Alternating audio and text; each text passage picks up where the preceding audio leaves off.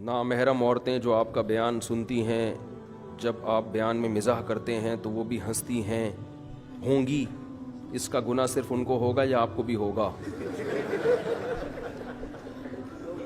یعنی بھائی ویڈیو نہ بنائے نا، یعنی انہوں نے فرض کر لیا گناہ تو ہوگا ہی ہوگا. اب یہ فیصلہ کرنا ہے کہ صرف مجھے ہوگا یا ان کو بھی ہوگا، تو پہلے آپ نے یہ فرض کیوں کیا کہ گناہ ہوگا؟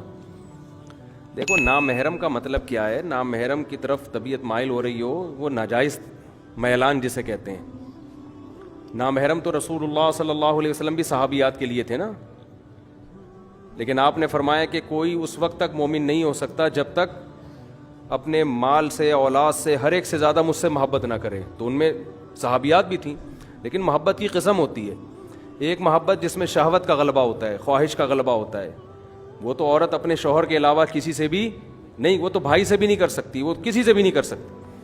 اور ایک محبت وہ ہوتی ہے جو کسی کے تقوی کی وجہ سے ہو اور کسی سے عقیدت کی وجہ سے ہو، لیکن اس میں وہ خواہش کا غلبہ نہ ہو.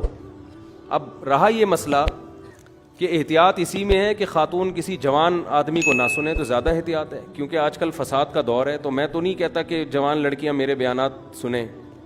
کسی کو بھی ذرا سا بھی اندیشہ ہے کہ کوئی خدا نخواستہ کوئی نیگیٹو خیالات آ رہے ہیں، اول تو کوئی آنے کا، میں کوئی فلمی اداکار تو ہوں نہیں ہے، لیکن اگر کسی کے دل میں ایسی فیلنگ پیدا ہو رہی ہے تو بھائی اس کے لیے حرام ہے سننا. ہنسنا تو دور کی بات، سننا بھی حرام ہے. تو بعض دفعہ ایسا ہوتا ہے کسی کا میسج آ گیا، آپ کے بیان کا بہت زیادہ شوق ہے، دن رات میں ہی سنتی رہتی ہوں، مجھے اندازہ ہو جاتا ہے کہ یہ بیان کا اتنا شوق کسی کو ہوتا نہیں ہے، تو میں کہتا ہوں آپ نہ سنیں. آپ مولانا طارق مل صاحب کا سن لیا کریں، یا اور بڑے بڑے بزرگ ہیں ان کا سن لیا کریں. ہم تو ویسے بھی بزرگ نہیں ہیں. تو جہاں ذرا سا بھی فتنے کا اندیشہ ہو وہاں پابندی لگائی جائے گی. اب یہ کہ 4 عورتوں کو فتنہ ہو رہا ہے تو اس کے لیے 4000 پر ہم پابندی لگا دیں، یہ تو عقل کی بات نہیں ہے نا. یا میں برقع اوڑھ کے بیٹھوں یہاں پر، تو یہ تو نہیں ہوتا. مرد کو تو اللہ نے اجازت دی ہے جہاں چاہے جائے، عورت پر پردے کا حکم ہے.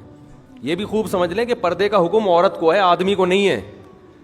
اگر کسی آدمی کو دیکھ کے کسی عورت کو فتنہ ہو رہا ہے، جو کہ ہوتا نہیں ہے عام طور پر، تو پھر اس میں عورت کو حکم دیا جائے گا، آدمی کو نہیں کہا جائے گا کہ آپ آنا چھوڑ دیں. آدمی تو پھر آدمی کس بات کا ہے بھائی وہ ٹھیک ہے. تو فتنے کا جہاں اندیشہ ہوگا وہاں جائز نہیں ہے، لیکن جہاں اندیشہ نہیں ہے تو وہاں لطیفہ بھی ہو اور حسین آئے تو وہ تو لطیفے کی توہین ہے نا. تو نامحرم کو بھی ہنسی آئے گی، محرم کو بھی ہنسی آئے گی. اس میں ہنسنے پر گورنمنٹ نے بھی کوئی پابندی نہیں لگائی، اللہ نے بھی کوئی پابندی نہیں لگائی. سمجھتے ہو؟